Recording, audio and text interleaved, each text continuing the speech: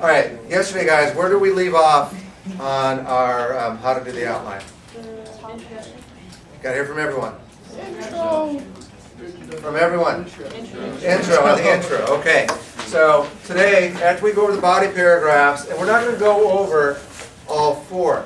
Once you learn how to do one, what do you notice about the structure of the other ones? They're the same. They're the same. So you should be able to figure it out fairly easily. Okay. Now, quick review. What is the CMAT? What does the S stand for? Statement. Statement. How many statements per body paragraph? One. One. What does the first E? Examples. Minimum amount of examples per body paragraph? Two. Two. At least how many sentences each? Two. And for every 2 sentences of example you have, 3 sentences of explanation. That spells C. And if you don't want to see, you have to show a little bit of TNA. which stands for transition and attribution. I hope that didn't get picked up on the video there. Gotta be careful. Okay? All right. Could you say something and get suspended because it was on the videotape? No. Absolutely, because it happened at school. How can I pick out whose voice it was? Because I saw the person who said it. All right. So just keep those thoughts up here, please. All right. Now, what do you notice just looking here at the structure of a paragraph? What acronym does it spell going down? C. How would you say that, though? C. Yeah, C. All right, because you have the statement, the example, explanation, example, and explanation. Now, on this essay, I do want you to follow the format of that order: statement, example, explanation, example, explanation, at least for the first body paragraph. One of the things I do ask you to do, just this time only, is put all your statements, regardless of where they occur in your body paragraphs, to put them in bold ink. That way, you are aware that it's based on the structure of the thesis. As Brandon said the other day, the statement can go where? Anywhere. Anywhere. But the thesis can only go where? In the order. No, but where's the thesis go in the intro? At the end. Got to hear from everyone. Where's it go? In the end. Yasmin, straight back, please. Okay, thank you very much. All right, now, statement based on structure of thesis. So I'm going to put 3 hypothetical criteria up here.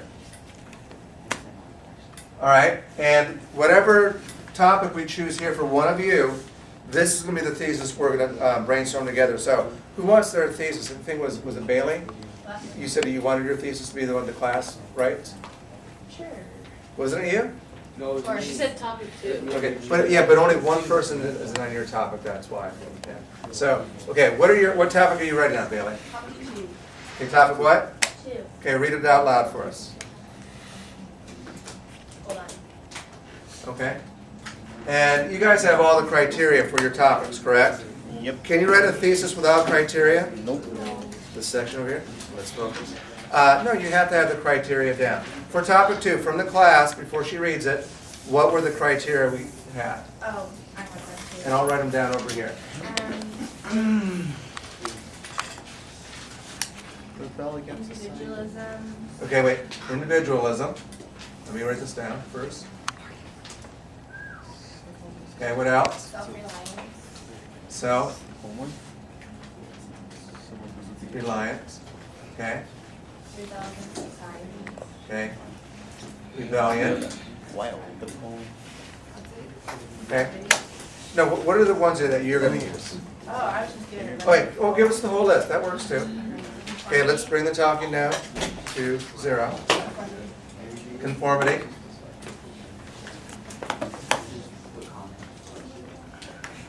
Okay. Carpe diem. And social justice? Okay. Anything else? Now, before she writes her thesis, what does she have to know about these criteria? How they connect. Okay, which one? What's the most that she can use in the essay? No more than how many criteria? 3. Okay, Kev, let's focus. Okay? 3. What 3 are you going to focus on? Because you've already done your brainstorm. So what 3 are you going to focus on? Okay, carpe diem, Individualism. individualism, In rebellion? Okay. All right, in rebellion. Those three. Now, looking at your, guys, take out your brainstorm, please. Because to do this, you have to work from your brainstorm. Because you've already grouped your body paragraphs together. Correct? Everyone say yes. Okay. You've already grouped them together. Now, Bailey, looking at your brainstorm, okay, how many paragraphs do you have on individualism? So you can't do this until you do what? Your brainstorm. Who else is doing topic 2? Okay. Patrick, is your brainstorm done? No. Okay, let's try this question a different way. Who's doing topic 2 that has the brainstorm done? Because we can outline. Now, that was due Monday, I believe, right? Okay. Raise your hand if you're doing topic. Okay, yours is done? Yeah. Okay. What criteria are you going to use? Are you using these 3? But instead of parfait, I did social justice. Okay. So instead of that one, you did social justice.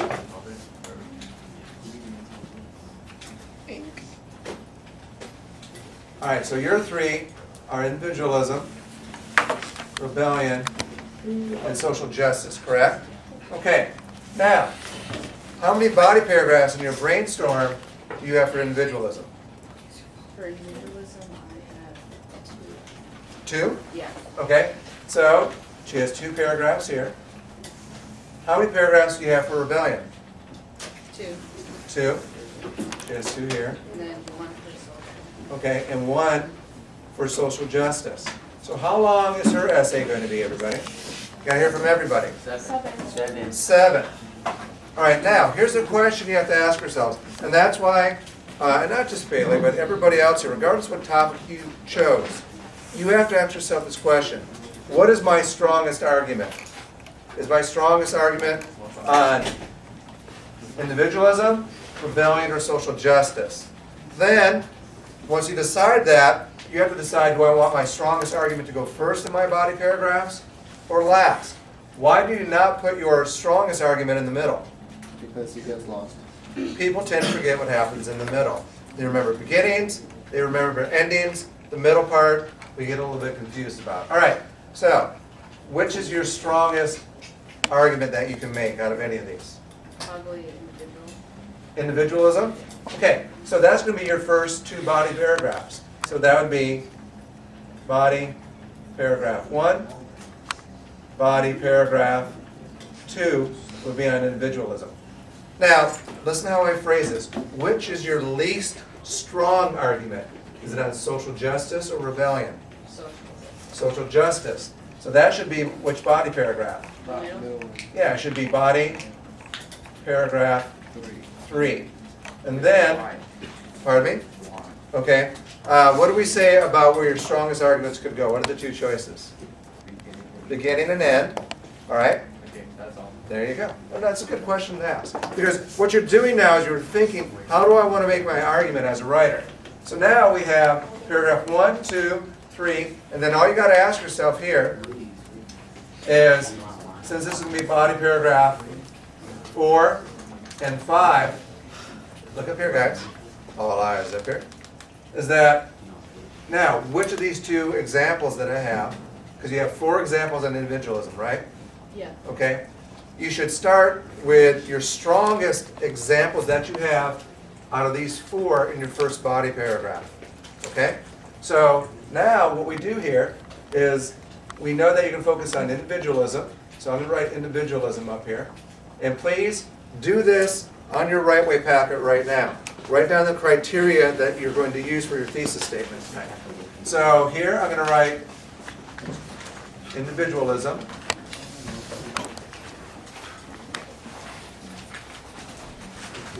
Individualism.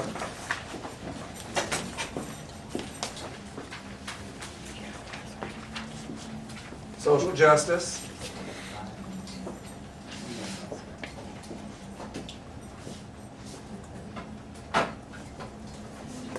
Then rebellion. Now, if I run out of space here, there's only letter D. What is this? Let's have Max read this loudly for us. What does this say? Of course, you can write more than 4 body paragraphs. This is just an example. Dang! Thank you very much. All right, so we know that's going to be on rebellion, so you'll just add letter E. Why does it always say support structure of thesis? Why does it say that? Every one of these. You want to make sure you are not off topic. Can you ask whoever's holding the door open to? Sorry. Okay, we're filming right now. Can it wait, or is it critical? I need to get a pass from Megan so I can get her out of class so she can get ready for her. Okay, that should have been taken care of earlier. I know, but her teacher is really strict and she wouldn't let me do it. Okay, I will talk to the teacher, but we should have handled that beforehand, okay? Because I can't interrupt what we're doing right now, I'm sorry. Okay, so just have her get ready. Okay. All right, here we go. Now, do you have your 4 examples for this? Okay, so what she does, she's going to have a statement based on structure, a thesis dealing with individualism. Then she's going to have an example. Now, here's what I want you guys to do. Write this down. Just on the outline, I want you to do this. We're going to put in the transition. So you're going to write, for example, write this down. Okay? Each time you have an example, on your outline, I thought you said not to write. okay, hold on. On your outline, I want you to write, for example, on every single one.